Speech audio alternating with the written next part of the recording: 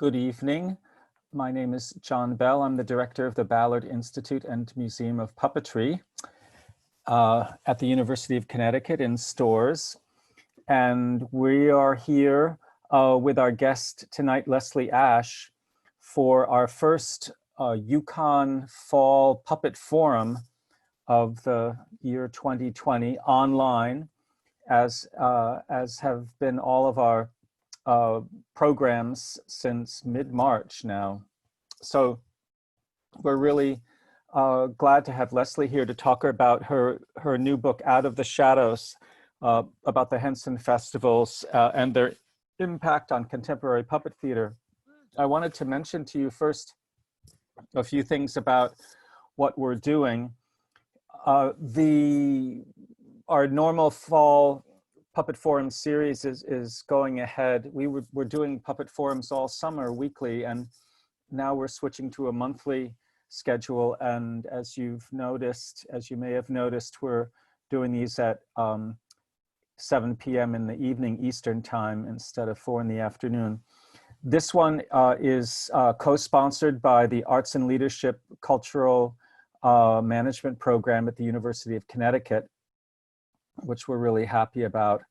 And I wanted to mention that our next Puppet Forum will be on Thursday, October 22nd, with, it'll be titled The Renaissance of African American Object Performance.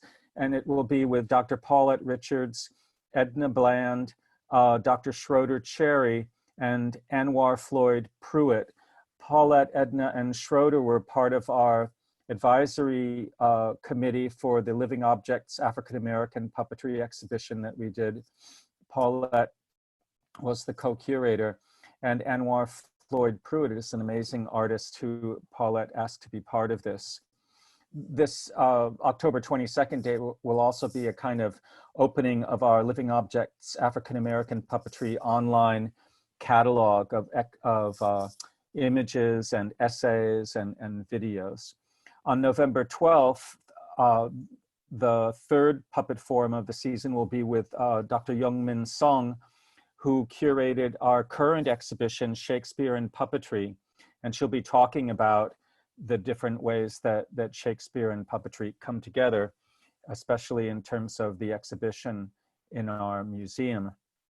And on December 3rd, we're going to have a special forum about engineering in puppetry with Ed Weingart from the School of Fine Arts, Dramatic Arts Department, Design Tech Program, Professor Jason Lee from UConn's School of Engineering, and Basil Twist, the acclaimed puppeteer from New York City, whose work actually is part of what Leslee's going to talk about this evening. Basil, Ed, and Jason talking about engineering, because we're thinking about engineering and puppetry. If I could go on and just tell you some more of the richness of our fall programming, we are actually opening our museum this Saturday, September 19th, from 10 to 4. And there'll be socially distant viewing, one pod or one family at a time. You can go to our website or our Facebook page and find how to make reservations so you can get in. And the Shakespeare and Puppetry exhibit will be up. Paul Vincent Davis and the Art of the Puppet Theater will be up on display, and the World of Puppetry. So we're very excited about that. The idea that people can come back or can come and see our museum in person. We are also doing a women's suffrage puppet pageant, normally for Celebrate Mansfield in downtown Storrs. We have a giant outdoor puppet pageant. This year we're having a miniature indoor puppet pageant online, all about different heroes of the women's suffrage movement in honor of the 100th anniversary of the passing of the 19th Amendment. So that'll be Saturday, September 26th at 4 o'clock online. And I guess that's what we're doing right now. So I'm really happy that Leslee's here. I think her camera will come on pretty soon. Hi, Leslee, how are you? If I unmute myself, I can say I'm fine. This is Leslee's book. Out of the Shadows, the Henson Festivals and Their Impact on Contemporary Puppet Theater, which has already received a lot of acclaim, and the subject area is so rich. If you're interested in getting a copy of this book, my colleague Emily Wicks, who's doing the tech for this event this evening, is posting a link to Inform Press, the Inform Press site.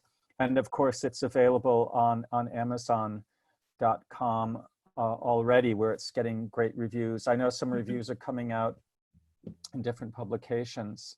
So welcome, Leslee, to this forum. I'm so glad you're here. Thank you, Joan. I'm so glad to be here. So especially I heard your incredible lineup coming up. So quite good. And the summer series has been wonderful. I've really enjoyed. Yeah, it's been really lucky for us, and the ability to reach people from all over the place has been really exciting.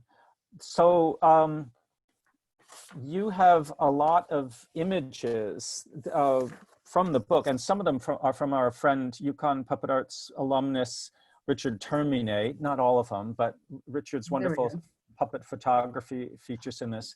But the Henson Festivals were a very important part of my life from 1992 to 2000 biannually, because they really changed the way that I feel puppetry was conceived of in the US. And I know you're going to talk about that, but where do you want to start? You want to start with how you got into puppetry? Because our connection goes back to your, which I didn't really know about until later, but to Vermont and puppetry in Vermont. Quite a ways back.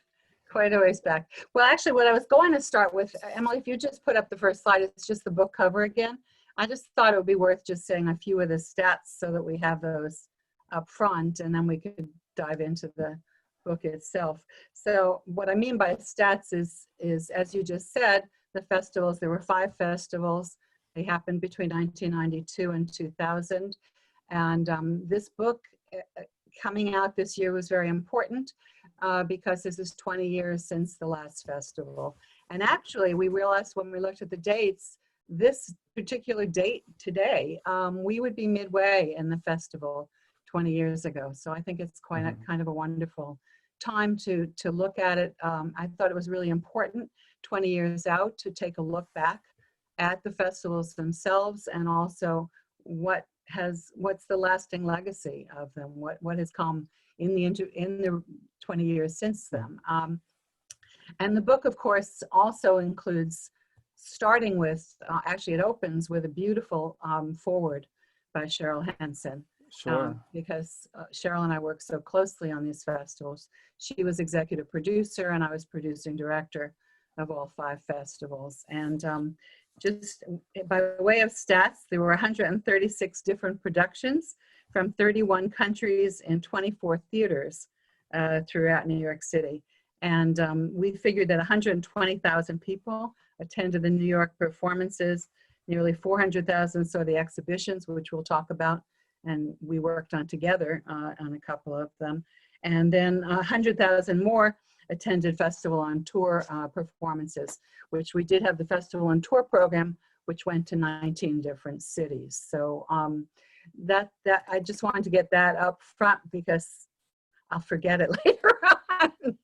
And it's only important because it sets the stage for what is this about. I mean, I think a lot of people have asked me why Out of the Shadows, and the feeling at the time was that it could have been called Puppets Hit Main Stage. It could have been called a lot of different things, but it was a way of saying puppetry is wonderful and it's not as well known, at least in this country, as it should be. Yeah. So from there, we can go to the question you asked first. Actually, Emily, if you don't mind putting up the second slide. As you said, we go back a ways. We didn't realize until we looked at it together. Right. I noticed this. This is the reason for this slide is that this was my start in introduction to puppet theater. I was not someone who did puppets as a kid. I had zero interest in them as a kid. I came to them as a French major at the University of Vermont, and we happened to be studying French existential theater. We were reading Aubois in French, and Ionesco's Rhinoceros, and it was this beautiful visual theater. And then Bread and Puppet was there, and somehow the two things fused. When we look closely at this photograph, though, I saw Trudy there playing the drum. Right. And as you pointed out, you're playing the sousaphone. I think that's kind of wonderful. The 4th of July parade in Plainfield, Vermont in like 1976. Right. With Peter Schumann on his stilts. Yeah. Right. So it's actually all right, so you called me out. It's a little later than when I would have seen it. It's all right. That's okay. It was the closest thing we could find in the Bread and Puppet archives to that period, and it was very much of that period. I wanted it to be something in Vermont in the 70s, and so there it is. The next slide is this is just fun. I decided, I was up in Vermont, I decided that that I was really going to pursue puppetry, that it was an incredible medium, that expressive medium that I wanted to pursue. I came back to New York, and actually the first person I studied with was Penny Jones, who actually just celebrated her 91st birthday recently. She's somebody who deserves a bit more recognition than she has. She's known in the puppet world, but like, I'm so glad that you were talking about your work with her, because she's been so influential in New York puppetry. Well, she was my first mentor. I mean, I came back to New York. She was going to be teaching a class at the new school in the city, and we didn't end up with enough people for the class. She reminds me that I was persistent even then, and I called the people that were signed up and said, "Do you want to do it at Penny's house?" So that's what happened. And then, it was just a wonderful start, and she's an incredible person, and you're right, deserves every bit of attention. So from that, I then started going to Hunter College to finish up my BA, and there was a poster up saying that Bill Baird was looking for an intern. And I took the poster down and went to apply for it, and worked with him for a couple of years. And this is a beautiful drawing that he did in my copy of his wonderful book, The Art of the Puppet. And it's very special, very dear to my heart that he did this.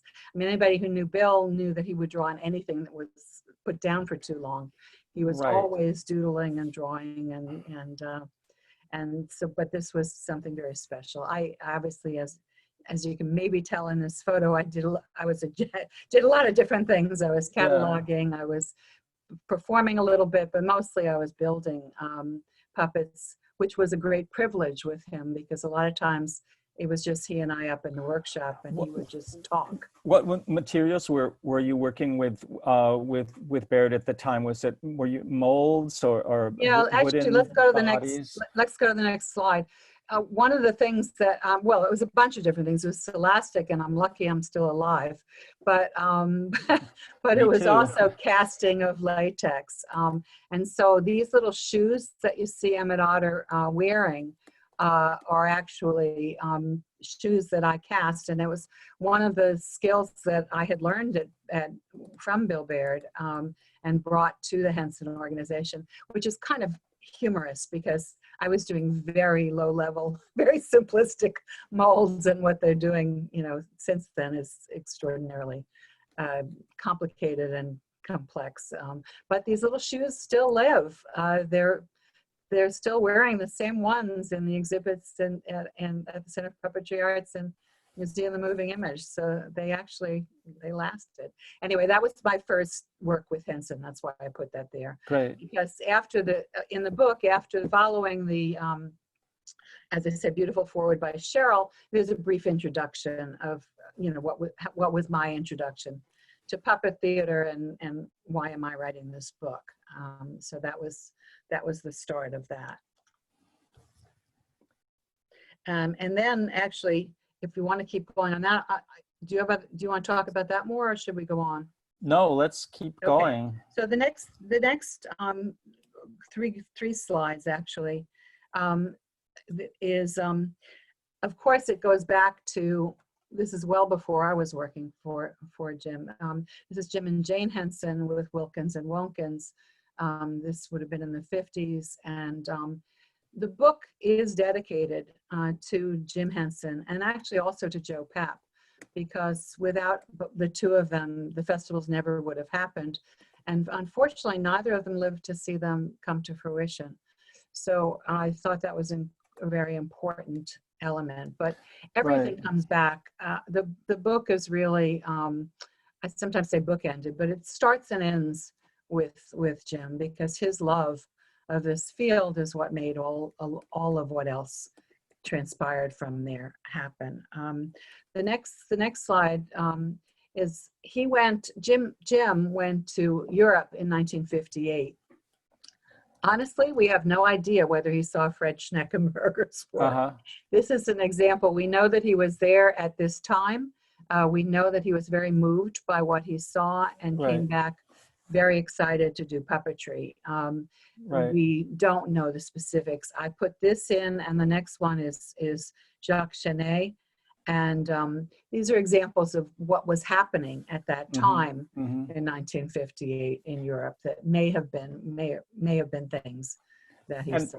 And of course, like as you were mentioning earlier in reference to Ubu Wall, it seems to me like from my own experience, like with Bread and Puppet, we were touring in Europe a lot. Actually, not in the puppetry world, but in the avant-garde theater world. But you know, it's so clear, it was so clear for an American like me that this strong tradition of puppetry as art theater, or, you know, which was a little different from the States. So when you mentioned Jim Henson going in 58 and seeing this and taking that all in, I feel like that's really important because that was so much of what the Henson festivals were doing later in the 90s, like bringing in this very strong sense of puppetry as modern art, modern theater.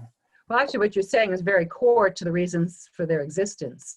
It was very clear that puppets did not have the same gravitas, same understanding in this country as they had in Europe. And by the time of the first festival, which was '92, the Henson Foundation had already been funding work of American artists, U.S. artists, and helping to bring up a whole field of wonderful adult work. And so there had been 10 years of funding, and it was very important that be recognized and that the artists be able to be seen on the stage. But before we jump to that, I just want to go to the next couple of slides, because the next slide is, this was really my introduction to the international scene. This is the Abrazov Theater in Moscow. I went to the 1976 festival. It was in between my working for Bill and working for Jim. And it was because Bill Bear was always talking about the international work, and he had toured so much all over the world. And it just piqued my interest. And so I went, and there I got to meet, you know, Nancy Staub and Ally Lou Curtin and George Latshaw and all these people who were so critical to the field. And then the next slide, this is part of building up to the festival. So a good portion of the book before we get into the festivals really is what led up to it. This is, and I don't know if Nancy's on this call, but I sort of hope she is. This was Nancy Staub's baby. The 1980 festival was the first time, as Cheryl likes to say, the 1976 festival, there was only one American. Dick Myers was the only one who performed. 1980, Nancy made a point of it being half US and half international. And then 4 years later in Dresden, which I didn't get to go to, but Jim and Cheryl were there. There were a lot of puppeteers, U.S. puppeteers. So it looked like this was actually starting to take fire. And in talking to people, I did about 35 interviews with different artists and institutions for the book. Initially, I thought they were just going to be for the last 2 chapters, which is about what's happening now, but they kind of end up peppered throughout the book. And one of the things that came up that I thought was so interesting was how important, I know it was important for me, but how important it was for so many of the artists that we later were able to present at the festivals.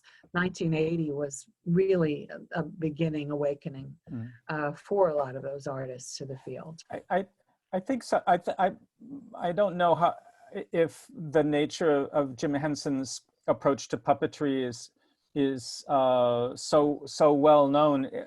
In addition to, you know, his the incredible impact of his work with Muppet style puppets, but he had, as my colleague Rocco Burton likes to point out, this really wide-ranging sense of puppetry and this real international perspective. I'm thinking that these the Unima International Festivals, that like the 1981 in Washington, like the Unima USA organ, was founded because of Jim and because of Nancy and because of Lou Curtin, and this desire to see so many different kinds of puppetry. In addition to the amazing work that Henson was doing himself. And that's such a generous kind of vision, I think, that Henson had, and really key, I think, to the subject of these festivals. Absolutely. And a lot of us in the field know that about Jim, but a lot of people outside of the field have no idea. And so one of the things about this book was, as I started to look at what existed and what didn't exist, there are a lot of books about the life of Jim Henson, about his own work, a lot of the properties that he was created, worlds of characters that he created, but nothing really except for little mentions here and there. That he, I mean, some of those little facts are there in the wonderful biography that Brian J. Jones did, but it's a quick mention, and it's so important that those quick mentions really together present an incredible underpinning for this field. I mean, even the 1980 festival, that would not have happened without Jim. So he's quick to say that, and so yes, his presence in this field was huge. If I could mention, over the summer we did a forum with Frank Proshin, who in 1980 was at the Smithsonian and organizing the Smithsonian version of folklife festival puppetry, and in a way some of the history and theory aspects of puppetry, which the Henson festivals also paid so much into. So it's this coming together is so interesting. Yeah, absolutely. And the next slide was just, we don't have to do it, but it's early Julie Taymor work that was shown at the 1980 festival, and actually for me was one of the most exciting things there. Also, so nice to see this.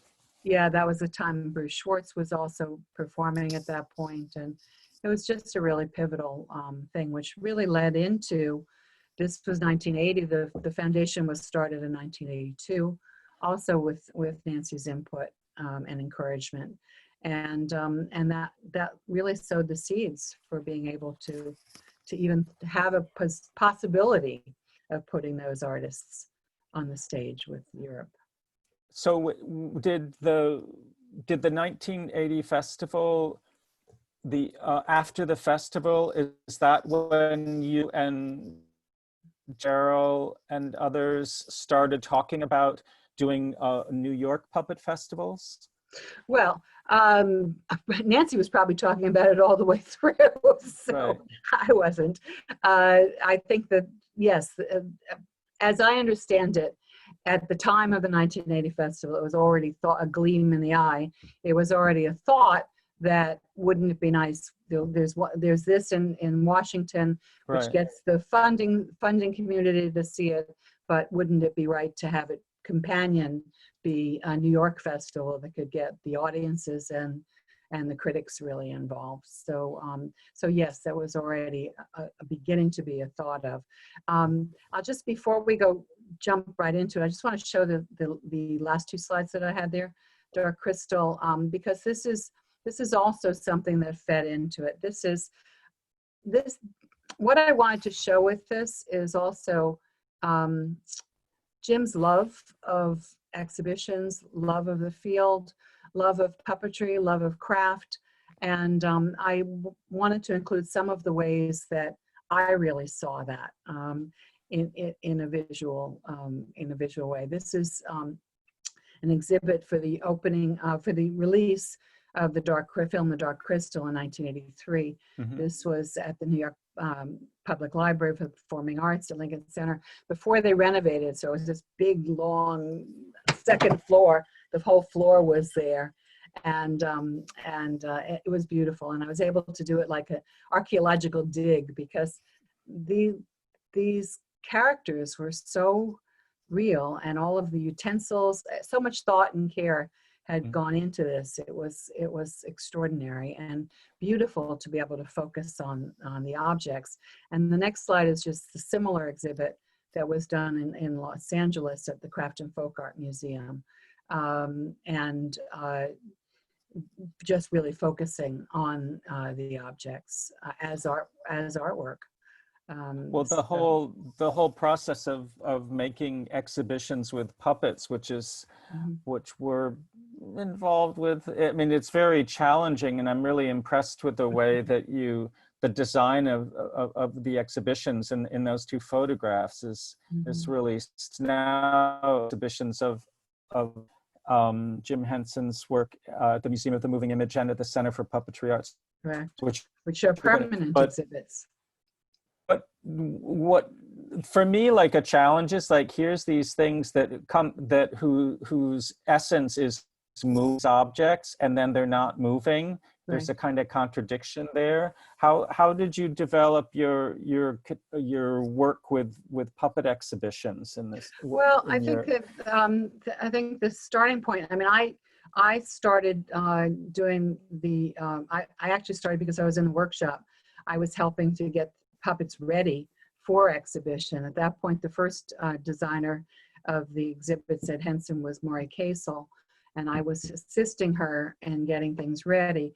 And it was very clear that the way to make that possible was to have theatrical lighting and to have it be as lifelike as possible. So the posing is very, very important and very carefully done. And any exhibition that you'll ever see of the Henson characters is meticulously done, certainly in the permanent exhibits, but also in all of the temporary exhibits that we did.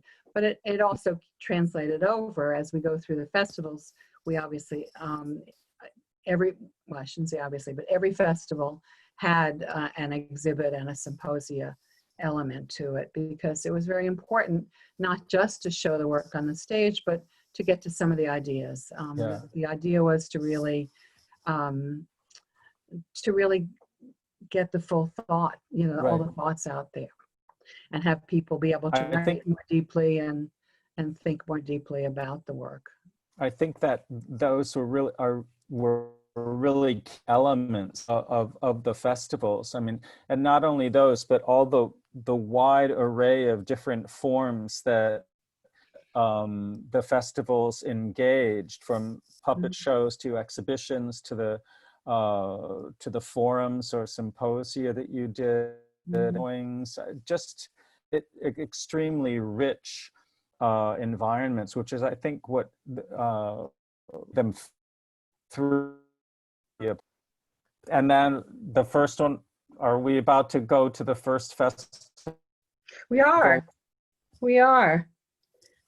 about to go to the first festival. Here we are. So on the left is the logo for the festival, which actually the center dancing man in shadow it remains the logo for the foundation. Nice.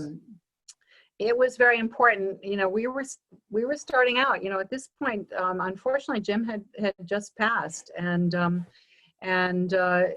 with Jim around, it was going to be relatively easy. It wasn't like, we still had to raise the money for the festivals, but with him there, a lot of doors automatically opened. All of a sudden, he was gone, and we were on our own. And Nancy Staub did come in to be director initially, which is what it made sense to Jim that she would bring the expertise she had from 1980. But then we had to start raising the money. We had to start figuring out how to do it. The logo was important because we wanted to make it look very professional, even though it didn't really exist yet. And I think it helped a lot. On the right is the first brochure for the first festival, and that actually Janie Geyser was commissioned to do the illustration, and then Fran Stiles and John Mello did the design of it. When it was just, the first festival was exclusively at the Public Theater, so it was called Puppetry at the Public, which was also also a wonderful coup in a way. And I'm glad you mentioned Joe Papp being so supportive of this, although he wasn't alive when the first one happened. Correct. But I recount in the book a funny story, which is Jim sent a letter to Joe Papp saying, we think your theater would be, with the 5 small theaters, it would be perfect for the festivals to happen there, and can we meet to talk about it? So it was very exciting that Joe Papp was going to be coming, and in Jim's office, it was Jim, Cheryl, me, and Joe Papp. And Joe Papp walks in, or didn't even, in my memory, he didn't even fully enter the room yet. He was at the doorway and he was coming towards the room. And he said, great idea, we should do it. So what do we talk about? Which was, the way he, and both Joe and Jim were very capable of doing things based on ideas and based on their word. And so it was kind of yes, it was very important that it was there, because it was a major theater, and a lot of people came to see it because it was at the Public. And that embrace by Joe Papp of puppetry in such a strong way, that I think that was part of the reason why the gravitas of the festivals came about, right? Because it wasn't just a downtown entertainment or shows for kids, but this is contemporary theater. Real theater. This is real theater. Well, and for me personally, it was very exciting. I mean, actually, the image that's on the cover of the book is from Peter and Wendy by Mabou Mines, and to me, they were one of the companies that was doing the work at the Public in the 70s. It was Julie Taymor, it was Mabou Mines, it was the Suedos. There were people that were regularly doing work there, and so it was very exciting to be able to come full circle and bring that work back in the festivals. And my own experience of that was more in the East Village and the downtown theater scene, which was like Janie Geyser, who was at that time illustrating for the New York Times Book Review, and PS 122, which later comes into the situation, and Paul Saloom and Roman Pasca, Julie Taymor, this very vibrant downtown scene that also emerged and was reflected in the festivals, as well as your national perspective and your international perspective. So it's again an aspect of the richness here. Absolutely. Well, actually, that leads into a couple of other images. The next couple, this is actually one of the international pieces. This is Hermann by Theater im Wind from Germany, and the reason it's the first image of any of the shows is that Cheryl and Jim had been at the MIT Festival, and they saw this production of Hermann, And it was one of the things that really catalyzed, yes, there'd been talk about a festival, yes, there'd been an idea about a festival, but this crystallized it. This was the beginning of, yeah, we really have to do this. So this was just the year before Jim passed. This was in 1989. So that was when the word came back that, yeah, we're going to really do this thing. And so we started to form. So I don't take the credit of it being my idea, but I got to work a lot on it and make it happen. So with a great team, of people. The next one is, I think you were probably in this too. Actually, I know you were. This was for the opening of the festival. We considered, Cheryl and I considered what can really open it. We thought about, often puppet things open with a parade. We couldn't quite figure out how a parade would work on Lafayette Street, and we decided that the most reasonable or the most exciting way to start the festival would be with Bread and Puppet Theater. And this was a two-part production, Columbus: The New World Order, which was started out, as you see in the image, right, in front of the Joseph Papp Public Theater, and then moved on to Washington Square Park for the second right half of it. So kind of a perfect way to start. And then the next one is one of the people you just mentioned, Paul Zaloom. Right. It was very much, certainly no accident that we were including. It was very important to build this festival around, this first festival around the New York artists and some of the other national artists who were creating this, if you will, renaissance in puppet theater at that time. And that was part of this, in New York, this downtown, in a way, solo performance scene that included people like Spalding Gray and Eric Bogosian and, performance art in a way, but definitely and puppetry. The fact that puppetry was a natural part of that was very interesting. Yeah, very important. And the next slide shows, this was we were talking about the fact that there wasn't just performances, although obviously they were key, but there was also exhibitions, as we said, and symposia. And this one, it shows many of the artists that you were talking about. There's sitting at the table there is Cheryl was moderating this panel. It's Roman Posca, Janie Geyser, Peter Sellers, who actually brought a whole nother level to it. He was known as an experimental theater director who actually surprised us all by saying how much he knew and cared about puppetry. He had actually performed with puppets, which we wouldn't have known that initially bringing him into it. And that was a revelation throughout. And then Eric Bass, Enno Podell was apparently in this panel. We had to go back and forth trying to figure it out, but I don't know why he didn't end up in the photo.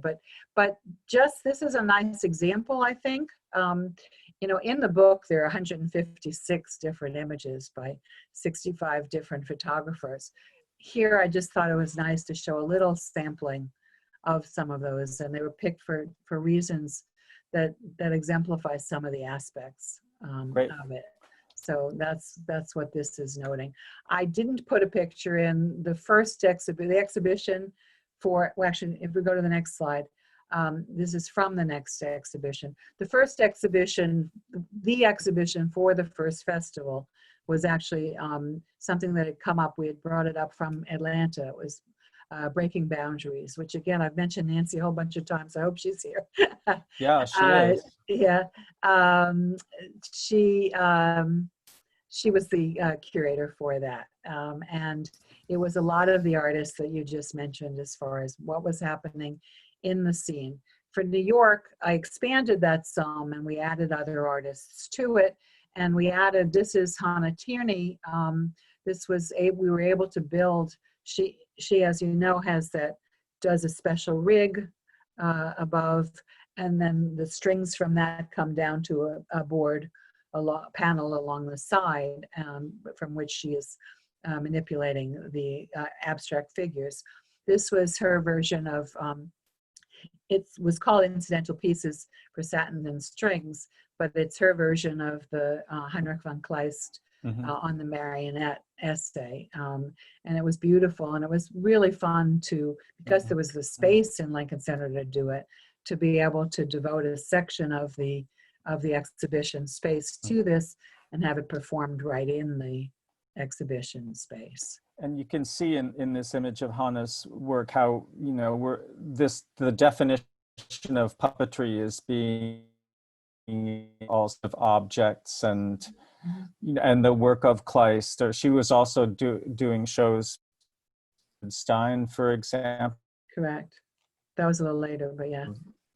A little later, but this is an expansive vision of Absolutely. I mean, drawing on some of the great theater works that had preceded, and some of the great artists. So yes, I mean, all of this was our ways of showing exactly what you've said, which is this is work that belongs on the main stage.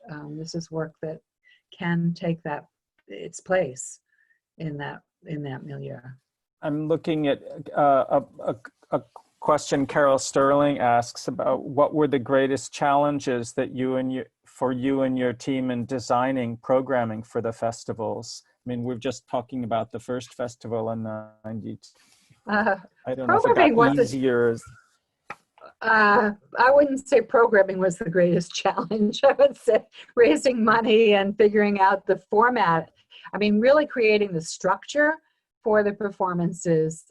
The first festival, we actually had a team. It was not just, for the first festival, it was not just Cheryl and I selecting the work. We actually had, Nancy was involved, and Vince Anthony was involved, and I think Ellie Lou was involved. So we had a lot of joint expertise, and really for the first festival, there were obvious choices. The only thing that was outside of that was that we were getting pretty close to ready, and I don't have any images of this, but we were getting pretty close to print. We were getting ready to think about this festival being ready, and we did not have any work for children, and because our intention was to show it as work for adults.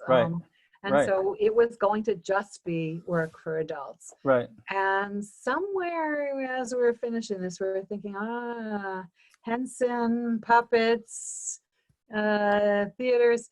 We really don't want 6-year-olds in a lot of these shows. And so it became obvious that we really needed to add a Just for Kids section. And actually, it worked in ways that we never anticipated. What happened was on every page of that brochure that you saw, it said for adults, for adults, for adults. We said it ad nauseum. We just kept saying for adults, for adults, for adults.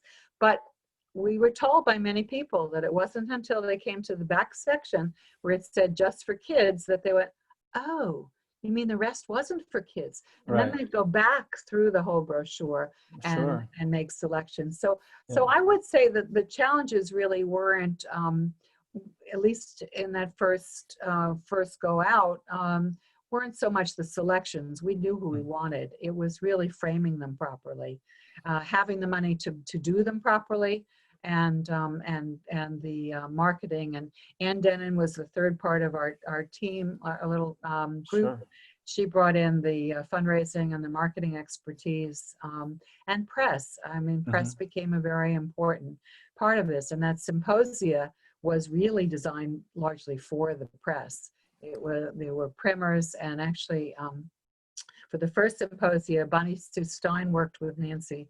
Bonnie Sue was the director of that first symposium, and brought in again. We were bringing in all of the great thinking of people that were involved with experimental theater at that point. So that really was important to provide that structure. we've been talking about the influence of the European puppet festivals on Jim Henson's sense of what these festivals could be.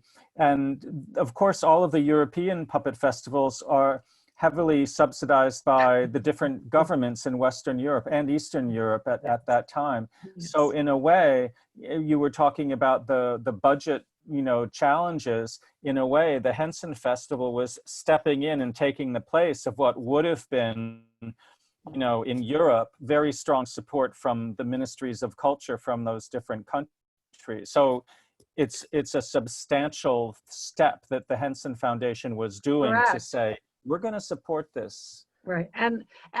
But those same countries did support their own artists coming. Right. I mean, not wholly, but they certainly contributed to it in a way that we were not seeing reciprocally for artists going over. So yes, it was a big undertaking, and people don't realize, how much effort had to go into that. Yeah. I think, Henson's, they must have just written a check. Well, not exactly. Fortunately, Cheryl and I both had jobs with the company. She was in charge of International Sesame Street at that point. I was their director of exhibitions. So we already had the ability, we had some of the underpinning to be able to do this.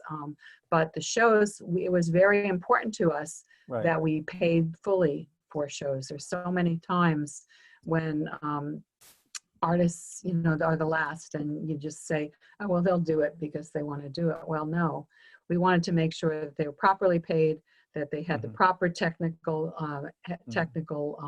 support that they needed, and all of the tools that they needed to do it. So if we were going to do this festival, we were going to try and do it right. And those were the challenges.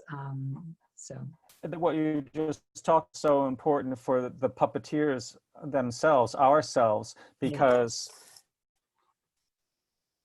we're tourists, the way they would have been in Europe, it was that was important to take to that world, and to have that kind of recognition, which sometimes, is not there, as you were saying. Right. Do we want to go into the second festival in 1994? Let's go into the second festival. So now we're into 1994, and I have to say, before going into the second festival, that initially we didn't think there'd be a second festival. It wasn't designed to be a series of 5 festivals. We were going to do one festival, and it was going to be a tribute to Jim, and we were going to change everything, change everybody's minds with one festival. And what happened was, well, for one thing, it got so much recognition, it got so much press, which I'll show later, but also the first festival won a Drama Desk Award and an Obie Award. So in fact, I guess I have that somewhere here. No, actually I don't.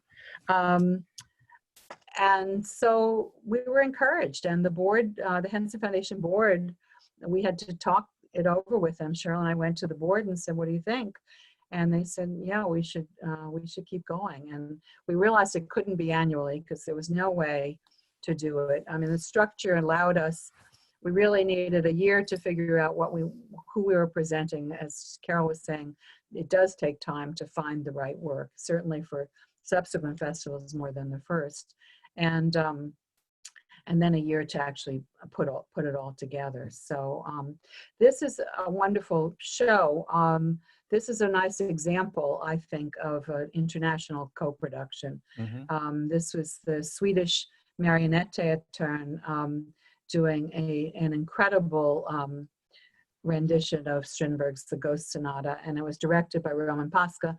And as you can see, the figures are Roman Pasca designs and style. And I just thought it was a breathtaking work. I think Strindberg I can never see Strindberg now with puppets after seeing this. It just brought so much meaning to it. Yeah, I think that production, which I remember quite, showed that, Strindberg's playwriting works really well with this type of theater, the puppet theater.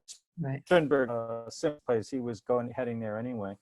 Cool. Well, it may be. Roman says that perhaps Strindberg did not know he wrote a puppet play, but he very much did. So I think that's a good way of looking at it. So the next one I have here is also an international production. This is Handspring Puppet Company from South Africa, Wojciech on the High Veld, directed by William Kentridge. And I have this here, well, besides the fact that it was an unbelievably beautiful work.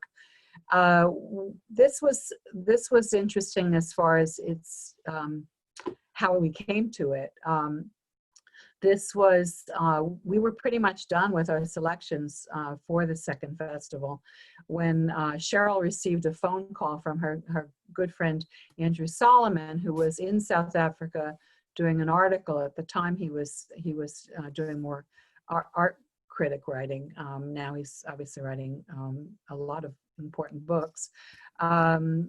He was in South Africa and he had just interviewed William Kentridge and heard about what he was doing and saw some of this. And he called and said, you've got to know about this piece. Right. You've got to present it. And so we said, well, we don't have a budget to go to South Africa. That's not happening. But then it turned out that it was playing in Toronto, and Cheryl went up to see it. We actually, well, first we saw the video. We looked at it and went, yeah, we really have to present this. Right. And it's a piece of great pride that we were actually that was the first time sure. that William Kentridge's work and Handspring's work was shown in the United States. So that important. That was really quite a big step. I don't know if that was the first time Handspring performed in the States, but thinking of I believe it was Handspring developing and Warhorse and then Kentridge's own work. I mean, he's a major figure now, and absolutely the fact that it started festival in New York is really, it shows that you and Cheryl had this wonderful sense of what would work. Well, we certainly can't take any credit for their meteoric success after it, but it is a sense of we were having that caliber of work in and you were saying, here, look at this art, and because you did it in such a great way, said, oh. Well, interesting that you mentioned. I'll get into some of the more current work later, but particularly with this piece with Wojciech on the High Veld, William Kentridge just directed a version of Wojciech, which was called Wozzeck at the Metropolitan Opera. A very different take on it. The one we did was on the High Veld, that went more classic, but still it was something. It was a story that meant a lot to him. It was a story that he came back round to, and we do have the pride of being able to say that this was the introduction there. So it was extraordinary. I often talk about that piece just because, to me, it's such a perfect, people say, why puppetry? What can it do that other things can't do? Right. And why do you care about this? And a lot of times I end up saying it's because it gives form. It's a combination of, the theater, which gives them form, and the visual arts, theater, which gives them movement and shape, and the visual arts, which give them form. And it's a combination. And it was extraordinary when Wojciech is setting that table. This is the image that, actually, if you go back to it for a second, Emily, there's well, it doesn't matter. No, oops, not quite that far. It's 20. Yeah, thank you. He's setting the table. You see the puppet there. That's Adrian Kohler, who's one of the two co-founders. Wojciech puppet has his plate in his hands, and he's painstakingly setting this table. He's going, the fork goes here, and the knife goes here. And behind him, William Kentridge's animations are going wild. Mm-hmm. And it's just showing what's happening inside of him. And I never saw a more fitting interpretation of that. I actually used that as a starting point. I curated a show a number of years ago for the Katonah Museum of Art, and I used that as one of the points of entry as far as that power of puppetry to do it. So, and then the next two are for also the second festival. This is just, I was just introducing the panel. It was actually moderated by Eileen Blumenthal, but again, talk about dignitaries. We had Andre Serban, Hannah Tierney, Julie Taymor, William Kentridge, and Ping Chung. So this was an all-star cast for talking about towards of visual theater and what it really meant. And you can see why an event like this would help people think that puppetry had sort of reached a particular threshold in New York, in the United States, and was going to go beyond. Super interesting. Well, Mark Russell actually says, and he's quoted in the book, he says that the festivals really let people know people in American theater know that there was such a thing as serious puppet theater, that it existed, which I think is quite wonderful. The last slide here is just an example of all of the press, and Cheryl was the one, God bless her, she was the one out there doing all of these interviews. It was constant, and it was a big piece of work, but it was very important to the presence. Millions of people read about the festivals, whether they could see them or not. It still had this huge resonance that was much bigger than its footprint. I think this aspect of your festival work is super important because, as you can see, there are all these articles about it, and you defined puppetry and offered examples. Was to the New York critics and theater reviewers, and in fact educated them. I remember in the New York aspect of that. That was super important because as we puppeteers know, oftentimes it's very difficult for theater critics and others to try to correct. Oh, it's a puppet, but the way you developed and helped the critical writing advance to a greater understanding of the form.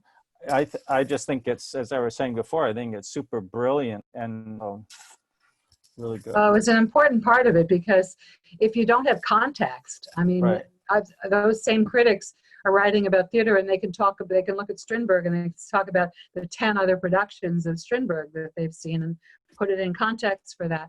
But they did not have context. With a very few exceptions, these were not being written by the mainstream press. There were breakthrough things. I mean, obviously, Mabou Mines would get reviewed, Theodore Skiptaris would get reviewed, but there was not a sense of there being a community and a movement, if you will, and a mass. It was always one individual breakout something, you know. I mean, Basil would have something and it would be, oh, that's incredible. But the festivals were putting it all in context and showing that it was more than just any one particular brilliant show. Obviously, it's a cluster of brilliant shows. So. The exhibitions is one area where we're going to go on I to got that to work with you. So do you want to talk about those? Those are another super interesting area. Well, I think, as I said, there are exhibits for every one of the festivals. The exhibit for the second festival was actually Carrie McCarthy. It was her idea for it. It was called Revealing Roots, and it was again showing that these things didn't just come out of nowhere. That there were precedents for a lot of these, or influences from international cultures that brought it in. But then for '96, the next series of slides is for the show that we worked on together, you and I, with Barbara Stratner.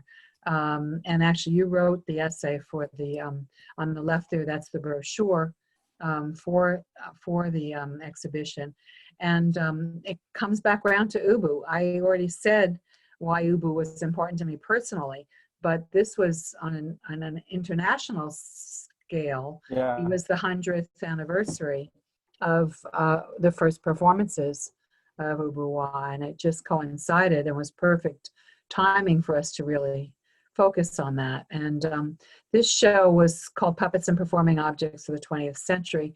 I actually contacted, when the Muppet exhibits were touring, I got to go to the Munich Stadtmuseum, which has a fantastic puppetry collection.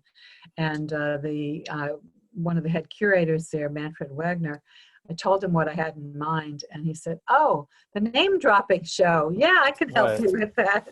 It was because it was starting to do everybody who had ever thought of. You can go on to that, Emily. That's fine. We was starting to think about all of the ones that all the people who had either worked with puppets, thought about puppets, incorporated work that was puppet-like, and it was a broad sense. So these are two more modern versions of Ubu. One on the left is Michael Meschke in Sweden, and the one on the right is Joan Baixas in Spain, working with Joan Miró. So throughout this time, I mean, this was not, certainly the festivals were not the first time that great artists were working on this. There have been many, many times throughout history, and the 20s was one of those times. And as we discovered as we were going through it, throughout the 20th century, there were great artists drawn to this medium. Bringing this all together in this exhibition was also, I think, I want to say, if I'm not overestimating, a kind of profound moment, because Meschke's production is famous, and Joan Baixas, very strong work, and that's just, you know, a little part of this exhibit. Right. Well, going on with the exhibit, I have a couple more. This obviously was a very important artist, Paul Klee, and they were very, very nice about having us have work in the show. And again, he did this mostly for his son, but he was obviously influenced and pushing the limits of what is a puppet. So I think that is the electrical spook. It was actually untitled, but they also put this name in parentheses, electrical spook, which I think is kind of wonderful. The next slide shows electrical socket. Right. Yeah. Sorry. Exactly, that's what it is. This is Alexandra Exter, who was an important Russian constructivist. And I know I got to hear the one you did with Dacia, and she was talking about a lot of the influences in Russia. This was one period in which it was obviously very important. That the image in the back, I don't mention it, but that's Parade. That was Picasso figures. So very important. And actually in the far right, for puppetry audiences, they'll recognize that as being Jupiter by Don Celine, who was the most important puppet builder and earliest Henson puppet builder for Bert and Ernie and a lot of the classic, what we think of as the Muppet look, very important part of that. The next one is actually, these are two images. These are the only two images that I'm showing that are not in the book, but it was because we worked on this together. I thought it was important to show the scope of the exhibition. And on the left are the figures from Remo Bufano, who they actually are owned by Columbia, which you were there at that time. On the right is a bread and puppet.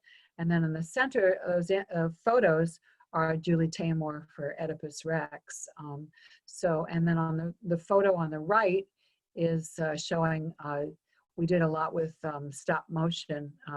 We had the figures from James and the Giant Peach and also Pinocchio. So I just think this kind of shows the scope, as you were saying. The richness of, like, from the 1936 Remo Bufano Oedipus and Taymor's Oedipus and the bread and puppet Oedipus, and the continuity with a show like Pinocchio or James and the Giant Peach, again, you can see this richness of the field. Mm-hmm. Actually, thank you for saying that, because it is 3 Oedipus versions. Yes, you're absolutely right. Important, and important to bring in both film, stage,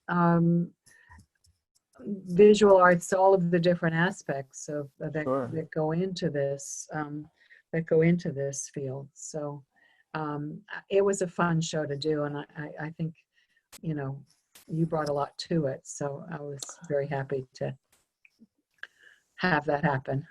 Big honor to be involved. Very exciting, and with a lot of, you know, for some of us, it's like intellectuality and cultural integrity. But that was part of that. But that's part of it, John. Move on. But that's part of it, though, John. You're right. One of the things about being part of this festival, and with all of the support that we received from the New York Public Library of Performing Arts, Right. Because they're designers, without them, this wouldn't have happened. They were able to do blow-ups.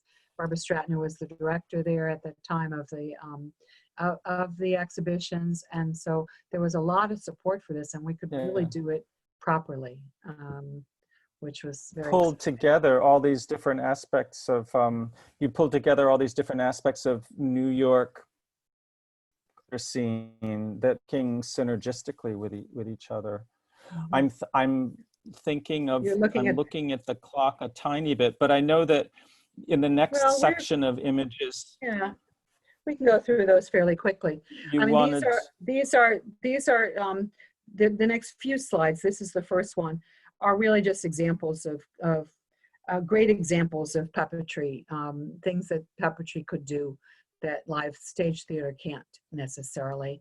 This is for the '98 festival, and this is Ping Chong working with John Ludwig and Japanese designer Mitsuru Ishii, and this is bringing in the whole filmic aspect and playing with scale and really being able to move that around. The next one, I'll go more quickly. Next don't do that. Don't go too quickly, Bess. This is Great Small Works, Terror as Usual. And I have this, I mean, this is just really a great example of being able to be in the moment, to really be able to do things that are very current and get them out there in a timely way. And I think that this also, for me, represents, you mentioned PS 122, starting with the second festival in 1994, we started doing the late night and the puppet lounge at PS 122. And the late nights were a great way to incorporate so many artists that we could not possibly have in any other way. And I will say that at the back, towards the end of the book, there is a compendium. There was no way I could show all of the great work that was here, but there is a compendium of everybody that performed in it, as well as some of the key staff that made this thing possible.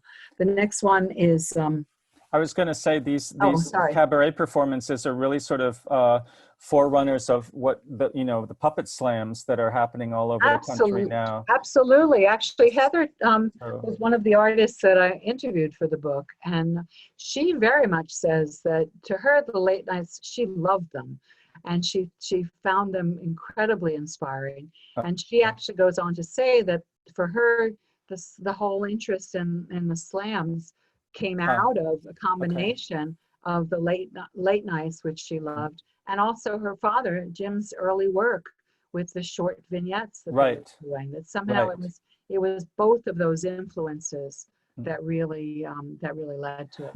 But in reality, there was already in the puppetry world, there were already potpourris, they were called, at the different festivals. And our dear Bernice Silver, I have to mention her, who passed away at the age of 106, was certainly the queen of potpourri, and she performed at a couple of the festivals. So. If I could just, like that particular Terror as Usual show, it was about the African burial ground, which had just been discovered near City Hall in Manhattan. And then there's one of the images is of a photo montage by John Hartfield So just to, I don't know, I'm just No, it's saying great. that It's anecdotally, important. but that, you Yeah, know, no, that that's good. we were interested in the part of this downtown puppet world going on there, kind of responding to the times. Well, that's what I meant about being able to respond to the times in a timely fashion. Yeah. Which is great. Yeah. The next one is, actually these first four are all from the '98 festival. This is Sandglass Theater's Never Been Anywhere. And I have this it was actually, in this photo, this was actually from a workshop version of it at the O'Neill. This was before it came to the festival. But what I loved about it is it was a pile, the audience watches it. It's a pile of logs. And all of a sudden in front of your eyes, it becomes this horse. And there's no turning back. Once you've made this horse, and it's a horse. It's not a pile of logs. And it's a longer story about how it came to be, but it shows the inventiveness and it shows the power of really good performance and really good manipulation to be able to keep that feeling alive for people. The next one is back to Handspring, and this is not specifically because it's Handspring, but because this was another Ubu. This is Ubu and the Truth Commission. Right. And the reason I have it in terms of the power of puppetry is this was talking about really tough stuff. This was the transcripts from the Truth Commission following apartheid, and it would be really hard stuff to listen to. And yet they had the translators very deadpan in these phone booths. It was quite extraordinary. And then the people speaking were actually these rough-hewn puppets that were telling these harrowing tales. And you could really take it in a way that you probably wouldn't have been able to if a person was standing there talking about it. And that, at that time, and also in New Haven, the South African theater was having a particular explosion of wonderful work, and the dramas, the actors' dramas coming out of South Africa were relatively one. But this, what you brought, you know, was this equally strong puppet theater from Handspring, and for example, talking about the apartheid system. So again, there's they weren't separate though either. Connection. Yeah, they weren't really separate. Handspring, the initial work that they were doing was with the Market Theater of Johannesburg. So Manny Manham was very much involved with the start of that theater, and then also with the start of the work that we were showing. So they were not in different worlds. They were very much of the same world. I guess what I meant was, like, I think this in the United States more actors plays and not so much of the puppetry, and then to see the puppetry is like, yeah, exactly. Okay, so the last two here, I think you're worrying about time, so I think we'll go quickly. I'm not worried because we're just having a good time streaming. Okay, good. On the All right, internet. well, Jenny Geyser, again, this was a wonderful little universe. This is something that you think of as, that you do think of puppetry being able to do, but not in the way that she did it. So there are these little worlds. It was done as a series of vignettes where the audience walked from scene to scene, which was incredibly powerful. And the last in this series is František and Vera. This is here a wonderful Czech production, and what I loved about this is it was so untheatrical. It was really as if you were watching her play in her studio, or watching that she'd left her studio and the puppets were still coming to life. And I thought, you know, there's something, well, you would know about this a lot. There's something about that puppetry is really showing not only the power of puppetry, but the power of theater, to be able to have it emerge in that way, kind of in whole cloth. So, and then what part of I'm sorry, go Oh, ahead. the theater. I just wanted to mention Theater Drac, which Yes. is National Puppet Theater from what was then Czechoslovakia. Great. Right, and they performed at the first festival. Again, I'm only showing a sampling here. Druck is a very important Czech theater, and they were one of the ones that was of course you're going to include Druck in the first festival, so very important. But again, I couldn't include everything that we did in the book, and here I'm only including a fraction of that. So, but I'm hoping it gives a sense of the scope. Yeah, I think so. Then the next couple of slides are the final festival, and this was in 2000. So as you see by the dates, September 6th to the 24th, 2000. So we are right in that sweet spot there. And what's important about this, two things. Yeah. One is this is Elizabeth King, a wonderful sculptor's image for the brochure.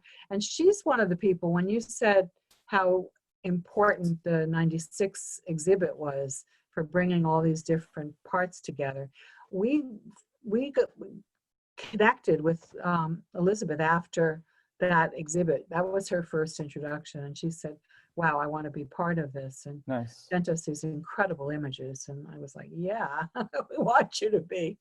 And then at the bottom here, it shows at the end, all of the different partners that we had, which was critical, because in the same way that I said we initially didn't start out to do 5 festivals, we never set out to be doing festivals forever. It was always supposed to be strengthening the field and finding good homes for this work, and good theaters that would continue this work. And a lot of, as you see the names, a lot of these theaters, of course, do continue that work. And I think, I'm sorry, I'm interrupting you. But, you know, as someone who was living in New York at the time and involved in the downtown theater scene, I mean, this is an amazing array of venues, you know, of hosts that you drew together. I don't think all of those different venues, which were so important in articulating dance and performance art and theater and puppetry, I don't think they probably ever came together in the way that the Henson festivals brought them together. But, no, we were very careful in I mean, part of it was to bring in as many partners as possible. It was also to find the right venues for specific works that we really wanted to have. So some things could work really well at Dance Space where they wouldn't normally think of presenting puppetry, but Warhorse's The Golem was beautiful in that space. So, you know, there were good matches that were made there. And I think that certainly La Mama had a history of it long before we did the festivals. We brought that forward, and they've continued in a great way. But they say that and it's in the book also, the puppet festivals were inspiration for that. And it was actually after the last Henson festival that Cheryl put together, the foundation put together an umbrella for a festival in 2002. It wasn't a Henson Foundation festival, but it was an umbrella for them to be, and that was the start for La Mama of doing their festivals. So the last couple here is just again bringing in the level of artistry that people would go, oh, that's interesting. This was Robert Lepage, who was certainly known on the experimental theater scene. Music was by Laurie Anderson, obviously well known and revered. And we found out that he had a real history with puppetry. It's kind of like Peter Sellers, that there was much more to it than met the eye. And then the next shot is Ronnie Burkett. We had him twice at the festival, first with Tinka's New Dress, and this was Street of Blood.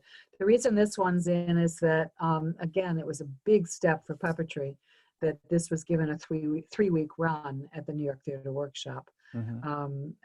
Unfortunately, I don't think they've ever given it the same, but if the right combination were to come, they would. I think they're it was a great hit there, and I think they were very pleased with it.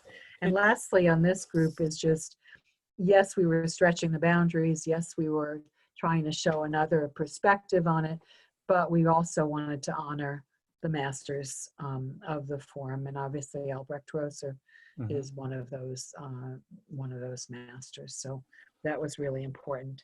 And then I don't know if we have time. The last two we can actually break here. With the last, well, let's just go quickly through them.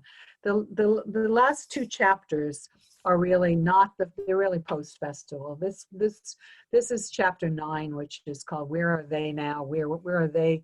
Parentheses, right. We now, and it's, you already mentioned this piece. It's some of the work that's coming out now. Warhorse obviously is. So many people saw it. So many people were moved by it. Great piece of theater. And in the book, Alicia Adams, who is director, vice president for performance, I don't have her title right now, it's right in the book, talks about the genesis of this piece. Kennedy Center was one of our partners on Ubu and the Truth Commission.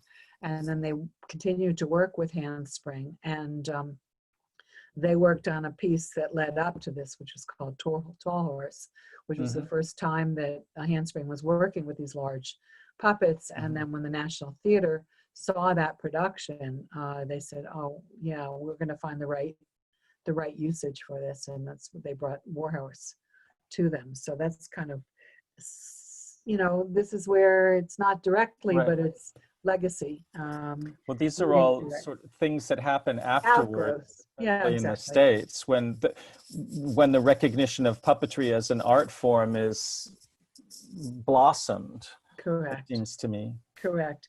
The next one is Robert Lepage at the Met, where he directed the Ring Cycle, and actually, I'm going to mention Nancy one more time. She said to me, "Well, you could think of the stage as being an Uber marionette." Right. And I had the audacity to ask him that question. And he said, "Yeah, of course." That's what it is. That's exactly what it is. And because it becomes so many different things. And, right. And he made a point of saying, everybody talks about the electronics, but there are a lot of puppeteers involved with making that thing work. And then the last two in this chapter that I'm bringing out here is Dan Hurlin's Demolishing Everything with Amazing Speed, which came out of his time at the Rome, after having won the Rome Prize. So his year in Rome, finding these great plays that had never been done before. And the last one is Heather Henson, a G-Jack at the New Victory Theater. And I bring this in because I think her work has just evolved so beautifully. And when in this time when we're thinking about indigenous cultures and we're thinking about how to respect other cultures, I think she's done a beautiful job of being true to her efforts in that direction. And then the last couple of things are just, this is the last chapter, which is looking ahead. It's programs and institutions that are continuing this work. Chimpanzee is there as an example of a production, beautiful production that received so many different levels of Henson Foundation funding. They were able to actually make good use of not just the creation money, but also presenting and also most recently touring it. They received the Alley-Lou Award, which was named for Alley-Lou Curtin.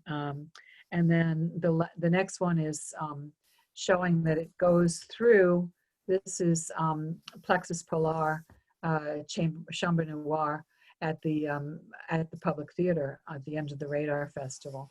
So while Mark's no longer at PS 122, he brought that love of puppetry and that understanding of puppetry with him to the End of the Radar Festival. And then I just have the last two slides. This is just the World Puppetry Collection at the Center for Puppetry Arts, which is a companion to, at the same time, there's also a permanent Henson exhibition.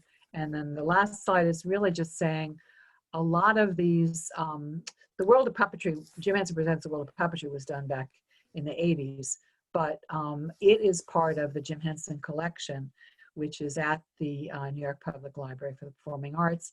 And many of the shows that we presented in the festivals have now, thanks to Z Briggs, been digitized and are available. And I think it's important to know that. Yeah. And on the Jim Henson Foundation website, which I think we're putting up some of those things in the chat, you can go to the Jim Henson collection and find out how to actually access some of these things. So right, I think you've had good archives even from the beginning. I have like VHS tapes of from the Henson Foundation of those shows. So all of a lot of this work, or most of this work, of all of this work, most can of be it, not seen. all. Yeah. Most of it, not all. But we were able to, because we did it as part, through the Theater and Film and Tape Archive, but because we did the taping and brought the people in, Right. we were able to give the artists copies of their own work, which was very important. One of the, that was a thing that you don't necessarily think about when you're creating these things, but having the artists leave with better photos than they came with, and with videotapes of what they've done is a great service to the field. I think that there's a certain a generosity of spirit that all of these festivals had, and I think that continues with the Henson Foundation now, that this generosity of spirit with the artists, with the puppeteers, you know, to treat them as artists. I wanted to say, in terms of festivals, like I think after 2000, or maybe before, but our own Great Small Works International Toy Theater Festivals started happening after that, and with support from the Henson Foundation. But, you know, in a way, a kind of an outgrowth of that, or post Henson Festival. And I think of something like Blair Thomas's Chicago International Festival of Puppet Theater, you know, really, in a way, I don't know how he thinks about it, but following in that model of, you know, highly artistically successful puppetry from the United States and from around the world, plus the, I don't know if they're doing exhibitions, but plus this talking about puppetry and thinking about the history and the continuity of puppetry. So, well, he definitely talks about it, and he talks about it in the book, the impact of that, and that what he's been trying. I mean, he has a very different model because it's a very different place and it's a different time. So in Chicago, he's really able to draw on a very rich theater going public that's there. And he feels that they are all potential audience members for puppet theater. But there's no question he views the Henson Festivals as one of the early influences for that. Carol Sterling has been making brilliant comments all the way through. But one of her questions is, what is your sense of the awareness of the puppetry arts and contemporary theater today for adults and for young people? If people want to learn more about the field, what organizations, social media, websites, educational institutions do you recommend? But definitely the first part of that question is interesting. Your sense of the awareness of puppetry arts and contemporary theater today. Well, actually, I'll do the back and then go back to the front. As far as the last part of it, Carol, the book definitely includes a lot of institutions that are happening now with references to many of the organizations. And of course, the Henson Foundation has this Puppet Happenings, which comes out weekly, which is a very important source for what's going on. But I think that the awareness now, what's interesting is that in some ways it's been incorporated into the general theater in a way. And I think sometimes people say, well, it's losing its pure puppetry aspect, but I don't think so. I think there's room for everything. And I think what's exciting about that is when people remember that they saw this puppet that came to life so strongly in Warhorse, let's just go back to that for an example, or Julie Taymor's The Lion King, Disney. There are these productions that are utilizing it beautifully, that you then say, okay, it's putting it on the full stage. And I don't think it does anything other than expand the possibilities. And actually, coming back around to UConn, I mean, certainly when I talked to Bart Rocco Burton, he said that all of this has really enabled students at UConn and at other university programs, because I think it is very much a part of university theater training now to include puppetry. Certainly not everywhere, but a lot of places. And so there's a much greater awareness of its strengths and its potentials. And I'm happy to say that the book is being purchased by some of those universities for their libraries, which I think is extremely important, because this is part of the reference. That's what you were saying before, John. It wasn't just, it is to have a lasting archive and a lasting legacy of higher level writing, of higher level understanding, and higher level inclusion in the larger theater dialogue. There's some other interesting questions. Maybe I think we're doing great. And again, from Carol, she writes, Leslee, what were the greatest challenges for you and your team in designing programming for each of the Henson festivals? How did they change, the challenges, I guess, as the years elapsed? Well, I think we sort of answered that before, but as time went on, between the first and the second festivals, it was very important to us not to repeat ourselves. Even though there might have been great new work by the same companies, we decided not to do that. We wanted to show the breadth of what was possible. So while there certainly are companies that were shown more than once with different works, between the first and the second, it was very important to us that it didn't. As festivals went on, because we were adding other venues, it became a bit of a challenge to actually get the right matches for the theaters and works that would work in it. We also, I mean, in curating anything, you look at a lot of work and then you find the things that are right for our audience. There can be beautiful, beautiful productions that wouldn't have been right for the New York audiences at that time. And that's part of the judgment that we were having to make is, yes, it's a beautiful piece of theater.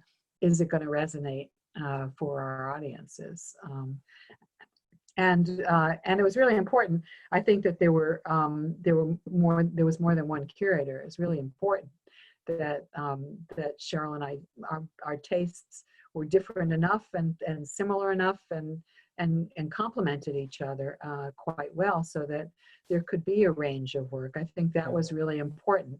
It wasn't meant to be just one slice. It was always meant to be as broad as we could possibly define it. And I think there's a lot of acceptance to the breadth of it now. Yeah. I was thinking another aspect of the festivals that sort of behind the scenes is that you, and again, an example of the generosity of the Henson festivals was these sort of soirees, these parties at the Puck building. Yes, absolutely. With all of the puppeteers coming together, and these very elegant parties or get-togethers, and really what happened was you could see all of these people that we've been seeing in the images you've shown, coming together and having a good time, and you had a sense of, okay, here's the puppetry community, and again, here they're being treated as artists, which everybody everyone involved in the theater arts likes to think of themselves as an artist. And here, in fact, that was happening. And those were also wonderful events that weren't really necessarily open to the public. Well, they weren't open to the public, but there was a large public that was invited to them. It was very important, and certainly in the book I have images from some of those parties. Right. It was very important that a lot of the movers and shakers, if you will, in the theater world were coming, and a lot of times we could entice them by coming to the parties and then seeing the work. It was very important that people involved in theater were coming. It meant a lot. It meant a lot to have George Wolfe. I mean, obviously it was at the public at that point, but it was important that he came to some of those parties. It was important that Bernie Gerdston was there. It was important that Cora Khan was there. It was important that Joe Malillo came. These were the forces in the contemporary scene, and their openness or their enthusiasm, really, not just openness, their enthusiasm for what they were seeing was I think a huge piece of the success. Wonderful. Well, great. Are there other questions, or are we there need to wrap? Well, Carol Sterling says Carol. again, what cultural institutions, for example, museums, theaters, are spotlighting the puppetry arts in the U.S.? I don't know if you thought we've covered that already, but well, I sort of do, but certainly I mentioned quite a few of them. I mean, as far as the obviously there's the core ones, obviously the Ballard Institute and Museum, there's the Center for Puppetry Arts in Atlanta, the Museum of the Moving Image now with the Major Henson exhibition is very, very, very important, and I think not just museums, as far as institutions, again, it's the educational institutions that are also doing it, and theaters that are doing it. We already mentioned La Mama, we mentioned the New Victory Theater, we mentioned Here Art Center. Actually, I don't know if I did, but Here Art Center is a very important presenter, and the work that Basil is doing there with the Dream Music is extremely important as far as shining light on and focusing attention on puppet theater. But I think it's really important that it's not just that the likely suspects, if you will, it's critical that it be there, but it's also really exciting that things are shown at the BAM, at Brooklyn Academy of Music, that things are shown at the Clark Theater, when we're able to do it. And actually, in this time, it's so strange, but it's also in a way so important to be celebrating and recognizing the power of live theater when we're in this period where we can't be seeing live theater. I feel like that's actually an important service of this book, is keeping that importance front and center for people to understand its power. Because yes, you can watch it on tape and it's great too, because they're wonderful works. It's not the same as seeing these things live, as we know. Makes me want, I give a shout out to my friends with Bread and Puppet Theater who are on the middle of a tour right now. They're performing in upstate New York and New Jersey and Pennsylvania and Washington, D.C., doing socially distant outdoor puppet shows. And their museum there is wonderfet. Great. Wonderful. In Glover. Jenna Beth Davidson, who's one of our brilliant and talented puppet arts graduate students, says, what advice do you have for students going into this field? What advice do I have for students? Be open. Look at what's going on. Try to help out where you can. I think that it's great to be studying it on a college level, but there's nothing like the practical experience of working with other artists. And one of the things that's so striking, I think, about the puppetry field is, you mentioned it several times as far as the festival, but it's true of the field also, this generosity of spirit. People are willing to have people come in. Productions need other help within them, and they're willing to have that help. So I think that the more exposure certainly reading is important. Certainly seeing as much as you can is important, but also getting involved in it is critical.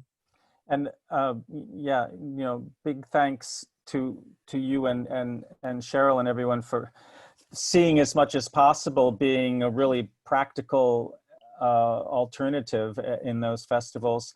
And also thinking of what you're just saying, it's so good to have heard at the beginning of this talk your own story with puppetry, with Penny Jones and with Bill Baird, and then working with Jim Henson, and your hands-on, building puppets. Right.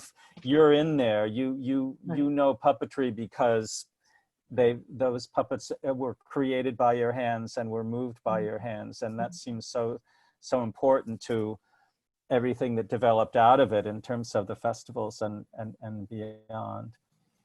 Thank you. What are you doing? Do you have any other exhibitions or things coming up in the future that you may want to share with us?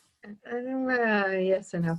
I'm doing a lot of art exhibitions, actually. Oh, cool. So, Wonderful. So I'm not strictly doing puppetry. Right. I'm very involved with the gallery and doing sometimes related, and I think in the future bringing that back in. But I think that I like all of the aspects of it. Yes, I'm still involved with exhibitions. Very important, but well, right we should now get together. You should do that an would be exhibition at the fun. Ballard Institute. Yeah, that would be fun. Well, Leslie, thank you so much. Thank you for having me. Thanks for creating this wonderful book, which I hope everyone will buy if they don't have it already. I want to thank my colleague Emily Wicks for being behind the scenes and doing all the tech, among other things. Absolutely. And our next puppet forum is Thursday, October 22nd, the Renaissance of African American Object Performance. Museum's opening to the public again this Saturday. Yay. It's a puppet slam and this women's suffrage puppet pageant. So Great. thank you, Leslie. What a pleasure to be able to have you here and have you share all this wonderful information with us. Thank you. It was a pleasure for me as well. Thank you. Thank you. Goodbye, everybody. Bye.